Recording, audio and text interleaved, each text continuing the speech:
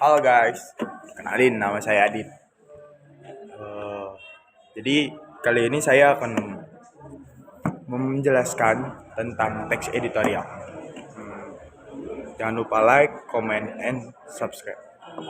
Nah, teks editorial. Kita mulai dulu dari definisi.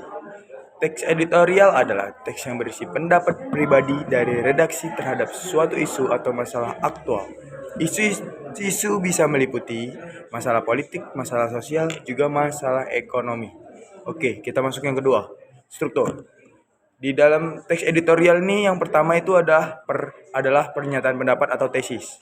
Pada bagian awal atau bagian pertama dari sebuah tulisan, editorial harus membuat pernyataan pendapat atau redaksi atau suatu isu yang sangat hangat. Pendapat tersebut dinyatakan sesuai dengan sudut pandang dari penulis atau pihak redaksi. Nah, kita masuk yang kedua, itu argumentasi. Pada bagian berikutnya, pendapat ataupun pernyataan yang telah dituangkan dalam editorial akan didukung dengan argumentasi maupun teori untuk menguatkannya. Di bagian inilah penulis akan mulai memasukkan opini-opini, pendapat-pendapat, pandangan, dan kebijakan terkait masalah yang terjadi. Oke, kita masuk yang ketiga. Ada penegasan kembali. Penegasan kembali pendapat yang adalah penegasan yang pendapatnya telah disampaikan pada bagian ketiga atau bagian akhir teks editorial. Penulis akan mengulangi lagi pendapat yang telah disampaikan di awal. Penegasan ulang atas pendapatan yang telah disampaikan. Ini disebut dengan reiteration. Reiteration ini penting agar tulisan tidak hanya sekedar opini tanpa bukti. Oke, kita masuk ke kaidah kebahasaannya. Di dalam teks editorial ini terdapat beberapa kaidah kebahasaannya. Yang pertama itu adalah kata populer.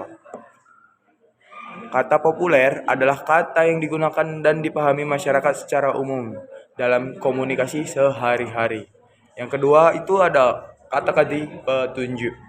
Nah, kata-kata petunjuk atau pronomina adalah kata yang digunakan untuk menggantikan penyebutan benda ditandai dengan kata ini, itu, dan tersebut.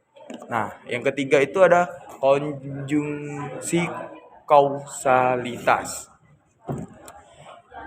Itu adalah kata sambung yang menghubungkan dua klausa atau lebih untuk menggambarkan sebab akibat. Nah, yang keempat itu ada kalimat retoris. Itu adalah kalimat pertanyaan yang tidak ditujukan untuk memperoleh jawaban. Contoh, loh terus buat apa dong?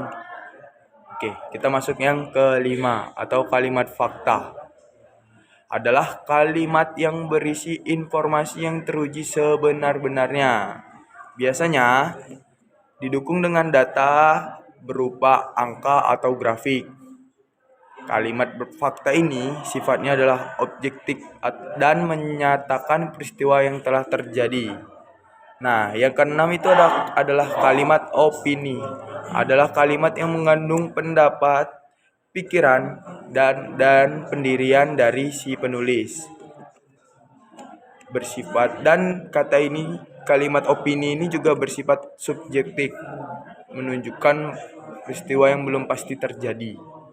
Oke, sekian dari presentasi saya. Terima kasih. Jangan lupa like, comment, and subscribe. Bye-bye.